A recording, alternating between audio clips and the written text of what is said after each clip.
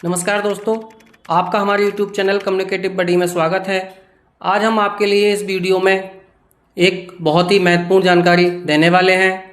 दोस्तों, प्रत्येक ग्राम सभा में बहुत सारी भूमियां ग्राम सभा की यानी कि सरकारी होती हैं, जिन पर कुछ लोग अनजाने में तो कुछ लोग जानबूझकर कब्जा कर लेते हैं, जिससे आगे चलकर उनको काफ़ी परेशानियों का सामना करना पड़ता है।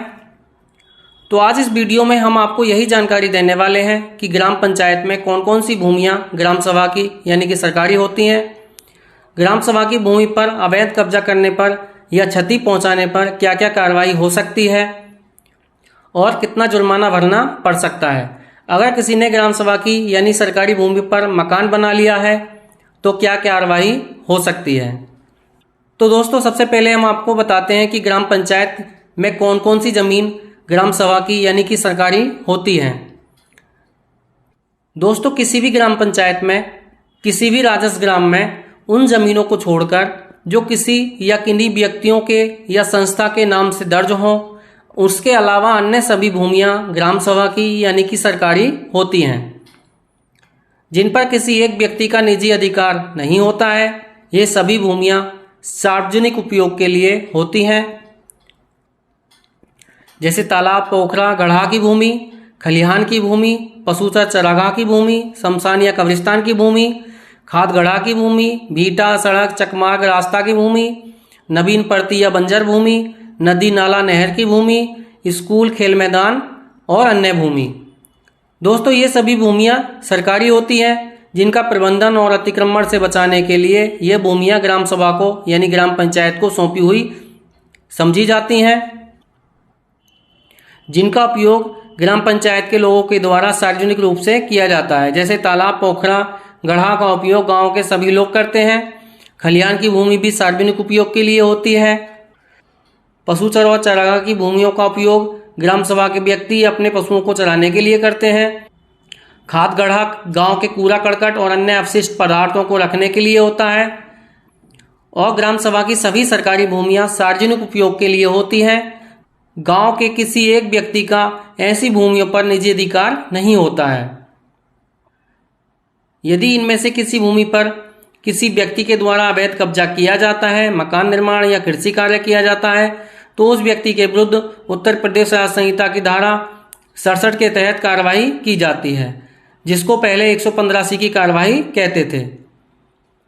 तो अब हम आपको बताते हैं कि ग्राम पंचायत की भूमि पर अवैध कब्जा करने पर धारा 67 यानी कि 115C की कार्रवाई कैसे होती है।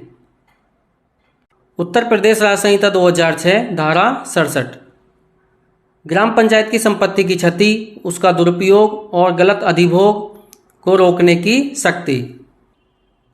जब किसी ग्राम सभा की भूमि की क्षति होती है, कोई गलत दुरुपयोग करता है या कोई अवैध कब्जा कर लेता है,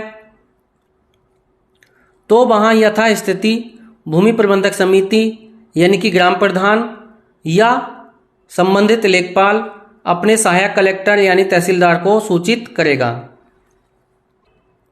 सूचना प्राप्त होने पर तहसीलदार को यह समाधान हो जाता है कि ग्राम सभा की जमीन की क्षति हुई है या उसका गलत दुरुपयोग हुआ है या किसी व्यक्ति ने नियमों का उल्लंघन किया है, तो वह संबंधित अवैध कब्जा करने वाले व्यक्ति को कारण बताओ नोटिस जारी करेगा। क्यों ना उससे क्षति, दुरुपयोग, गलत अधिभोग की धनराशि की वसूली की जाए और क्यों ना ऐसी भूमि से बेदखल कर दिया जाए। जी हाँ दोस्तों, जब किसी ग्राम सभा में किसी ग्राम पंचायत में सरकारी भूमि पर कोई व्यक्ति कब्जा करता है, तो वहाँ हल्का लेखपाल या गांव का प्रधान या सदस्य या अन्य कोई व्यक्ति सूचना तहसीलदार को देगा। लेखपाल जांच करेगा। यदि किसी व्यक्ति के द्वारा वास्तव में कोई जमीन पर कब्जा किया गया है, तो तहसीलदार द्वारा उस व्यक्ति को नोटिस जारी किया जाएगा कि आपने सरकारी जमीन पर कब्जा किया है, उसका दुरुपयोग किया है, उसको क्षति पहुंचाई है, तो क्यों ना आपसे क्षति पहुंचाने की जुर्माने की वसूली की जाए और आपको जमीन से बेदखल कर दिया जाए। यदि ऐसा व्यक्ति जिसे नोटिस जारी किया गया है उसके द्वारा नोटिस का अनुपालन नहीं किया जाता है या अवैध कब्जा करने वाले व्यक्ति के द्वारा दर्शाया गया कारण पर्याप्त नहीं है या कारण बताने में विफल रहता है, तो तहसीलदार न्यायालय द्वारा ऐसे व्यक्ति के विरुद्ध जमीन से बेदखली और क्षतिपूर्ति जुर्माने का आदेश कर दिया जाएगा। जी हाँ दोस्तों, नोटिस मिलने के बाद अगर व्यक्ति जाके कोर्ट में अपनी बात नहीं रखता है या अपनी बात रखने में विफल हो जाता है तो तहसीलदार न्यायालय द्वारा उसके विरुद्ध बेदखली और जुर्माने की कार्रवाई का आदेश कर दिया जाएगा और बलपूर्वक ऐसी जमीन से कब्जा हटवा दिया जाएगा। अगर किसी ने मकान बनाया है तो वह भी ध्वस्त करा दिया जाएगा। क्षतिपूर्ति की रकम कब्जा की हुई जमीन के सर्किल रेट के 5% प्रति वर्ष के आधार पर आगणित की जाएगी और बेदखली में आए खर्चे, इस प्रक्रिया में लगे हुए कर्मचारियों के 1 दिन के वेतन की वसूली भी की जाएगी। जी हाँ दोस्तों, जब बेदखली का आदेश हो जाता है उसके बाद व्यक्ति अगर स्वयं उस कब्जे को नहीं हटाता है और जो जुर्माना लगाया गया है उसको नहीं भरता है तो उसके कब्जे को बलपूर्वक हटाया जाएगा। हटाने में जो खर्चा आएगा वह भी उससे वसूला जाएगा और उस दिन जो कर्मचारी उस कार्रवाई में लगेंगे उनका वेतन भी उस व्यक्ति से वसूला जाएगा। यदि कोई व्यक्ति बेदखल होने के बावजूद दोबारा उसी भूमि पर कब्जा करता है तो भारतीय दंड संहिता यानी आईपीसी के तहत उस पर मुकदमा पंजीकृत भी किया जा सकता है। तो दोस्तों, इस प्रकार से ग्राम सभा की जमीन पर अवैध कब्जा करने वाले व्यक्ति के विरुद्ध धारा 67 के तहत कार्रवाई की जाती है। हमारी आपसे यही सलाह है कि आप फ्री की ज़मीन के चक्कर में ना पड़ें, क्योंकि अगर आप ऐसी ज़मीनों पर मकान बना लेते हैं तो आपका लगाया गया सारा पैसा ही ना केवल बेकार जाएगा बल्कि आपका घर टूटेगा भी और आपको जुर्माना भी भरना पड़ेगा। तो सबसे अच्छा यही है कि अगर आपके पास मकान बनाने के लिए ज़मीन नहीं है तो ज़मीन खरीद लें, या सक्षम नहीं है तो ग्राम प्रधान और लेखपाल से संपर्क करके आवासीय ज़मीन का पट्टा करा लें, जिससे आपको भविष्य में कोई परेशानी ना हो। दोस्तों, कुछ ज़मीनें ऐसी भी होती हैं जिन पर अगर आपका मकान बना हुआ है तो आप उनको अपने नाम से करवा सकते हैं। ज़मीन अपने नाम से कराने की प्रक्रिया के बारे में हम आपको अगले वीडियो में बताएंगे।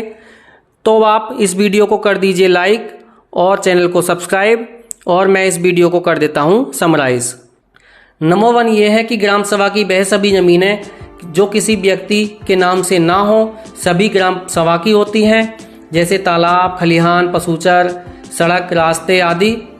नंबर 2 ये है कि ये सभी ज़मीनें सार्वजनिक उपयोग के लिए होती हैं, इन पर किसी का कब्जा करना गलत है। नंबर 3 ये है कि अगर किसी व्यक्ति के द्वारा ऐसी ज़मीनों पर कब्जा किया जाता है तो उसके विरुद्ध धारा 67 के तहत कार्रवाई करके ज़मीन को खाली कराया जाएगा और जुर्माना भी वसूला जाएगा। नंबर 4 ये है कि फ्री की सरकारी ज़मीन के चक्कर में ना पड़ें, और अगर आप पढ़ते हैं तो भविष्य में कभी भी आप पर कार्रवाई की जा सकती है, जिससे आपका काफ़ी नुकसान हो सकता है। एंड नंबर 5, ग्राम सभा की कुछ ज़मीनें ऐसी होती हैं जिन पर बने मकान, भवन में आपको छूट मिल सकती है। आप उन ज़मीनों को अपने नाम करा सकते हैं, जिसकी प्रक्रिया के बारे में हमारा वीडियो आपको जल्द ही हमारे चैनल पर मिलेगा। तो अब आप इस चैनल को सब्सक्राइब कर लें और बेल आइकन भी दबा दें, जिससे अगले वीडियो का नोटिफिकेशन सबसे पहले आपको मिल सके। दोस्तों, अगर आप इस वीडियो से संबंधित या ज़मीन से संबंधित किसी प्रकार की जानकारी चाहते हैं तो कमेंट ज़रूर करें।